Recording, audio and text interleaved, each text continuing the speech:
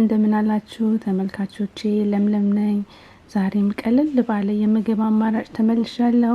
ዛሬ ይዤላችሁ የመጣሁት ልዩ በሆነ በአንድነት ክትፎ ነው እኔ በጣም ነው የምወደው እናንተም እንደምትወዱት ተስፋ አደርጋለሁ በዚህ አጋጣሚ ሰብስክራይብ ላላደረጋችሁ ሰብስክራይብ በማድረግ ቤተሰብ ሁኑ ለነባሮቹ ደግሞ እንኳን በሰላም ቆያችሁኝ እያልኩኝ እንግዲህ ወደ አሰራሩ አሁን ስንሄድ ያው እዚህ ጋር እንደምታዩት ለስራው የሚያስፈልጉኝ ነገሮች አዘጋጅቻለሁ ቀይ ስጋ ድቅቅ ብሎ የተከተፈ እቤት ውስጥ የተዘጋጀ አይብ ኮረሪማ ሚጥሚጣ ነጭ ሽንኩርት ተቀቅሎ የተከተፈ ጎመን ቀይ ሽንኩርትና ቃሪያ አዘጋጅቻለሁ አሁን ስራውን ስንጀምር ስጋውን መቀመም እንጀምራለን ይሄ ክትፎ ከሌላው ለየት ያለ ክትፎ የሚሆነው ስጋውን በደንብ አድርገን ቀመመን ነው የምንሰራውና ሽንኩርት ድቅቅ አድርጌ ከትፋለሁ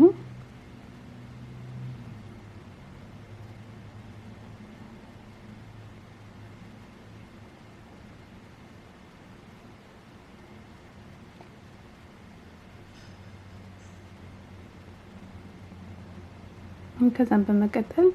ነጭ ሽንኩርት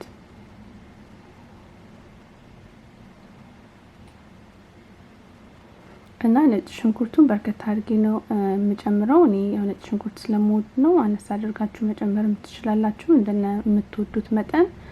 መጨመር ትችላላችሁ እና ሁሉንም አንድ ላይ አድርጎ ማለት ቃሪያውን ሽንኩርቱና ነጭ ሽንኩርቱን በማሽን መፍጨት ትችላላችሁ ግን በጣም መጠንቀቅ አለባችሁ ምክንያቱም አንድ ጊዜ በማሽን ተደባልቆ ሲፈጭ ውሃ ይፈጥራልና ክትፎውን እንዳያበላሽብን ብዬ ነው ሁሉንም በእጅ ድቅቅ አድርጌ ከተፍኩትኝ እና በእጅ ቢሆን ይመረጣል በእጅ ደግሞ መንካት የማትፈልጉ ሰዎች በማሽን መክተፍ ትችላላችሁ ከዛ ሚጥሚጣ ጨምሬያለሁ ሚጥሚጣ እንደምትፈልጉት መጠን መጨመር ትችላላችሁ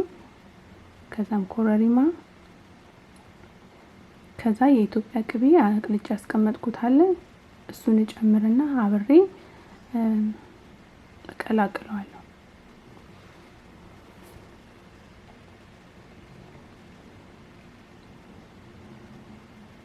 ያው ሲቀላቀል ራሱ በጣም ነው የሚያምረው መልኩ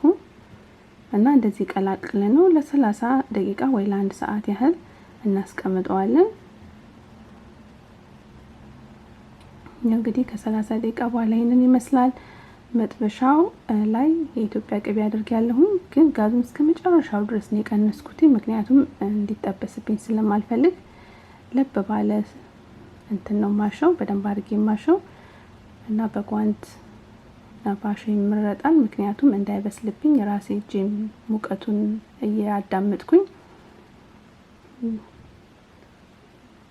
ቀስ እያልኩኝ አሸዋለሁ ብዙም እንዲበስልም አልፈልግም ጥሬም እንዲሆን አልፈልግም ለብ ነው ማድረግ የምፈልገው ከዛ ያው የሚያስፈልጉትን ነገሮች እየጨመርን ትንሽ ኮረሪማ ጨምሬያለሁ ከጨው በኋላ ነው የምጨምረው ምክንያቱም ውሃ እንዳይፈጥርብኝ በዛ ላይ ደግሞ ሚጥሚጣው ላይም ትንሽ ጨው ስላለ በቂም ሊሆን ይችላል ቀምሼ ካስፈለገ ጨምራለሁ ከዛ እዚህ ጋር ደግሞ ጎመን ቀቅዬ እንዳልኳችሁ ከትፍ ያዘጋጀሁት አለ ከላዩ ላይ ትንሽ ቅቤ ጠብ እናደርግበታለን እና ጎመኑን ውሃ መጀመሪያ አፈላሁኝና ከፈላ በኋላ ጨው አድርጌ ነው ጎመኑን የቀቀልኩት አረንጓዴ ሆኖ እንዲቀር ማለት ነው እንደዚህ ያሸሁትኝ አንድ 10 ደቂቃ ያህል በትንሽ እሳት ከዛ እንደምታዩት ከለሩ በደንብ ቀይሯል ከዛ በስተመጨረሻ 1 ደቂቃ ሲቀረው አይቡን ጨምራለሁ ትንሽ ቅቤ አይቡ ብዙ ሰዓት መንካት የለበትም 1 ደቂቃ በደንብ አድርገን ካደባለቅ ነው በቂ ነው እንዳይቀልጥብን እና ለዚህ ነው የአንድነት ክትፎ ያልኩትኝ ብሎ ስጋውን ክትፎን ለብቻ ጎመኑን ለብቻ እና አይቡን ለብቻ አድርገን ከምንበላ ሁሉንም እንደዚህ አደባልቀን ቢሰራ በጣም ነው የሚጣፈጠው ብትቀምሱት እና ለየት የሚያደርገው ደግሞ ሽንኩርቱ ነጭ ሽንኩርቱና ቃሪያው በደንብ አልበሰለምና ኩርሽም ምን የሚለውና በጣም ነው የሚጣፍጠው።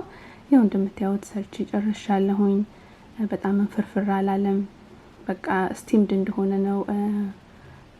እንትን ያለው እና እንደዚህ አድርጋችሁ ሁሉም በአንድነት ብትሞክሩት በጣም ደስ ይለኛል።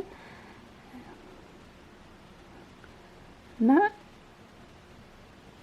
ጊዜያችሁን ሰጣችሁኝ አብራችሁኝ ስለቆያችሁ እግዚአብሔር ያክብርልኝ፣ እግዚአብሔር ይስጥልኝ። በሚቀጥለው ስራ እስከምንገናኝ ድረስ በሰላም ቆዩ።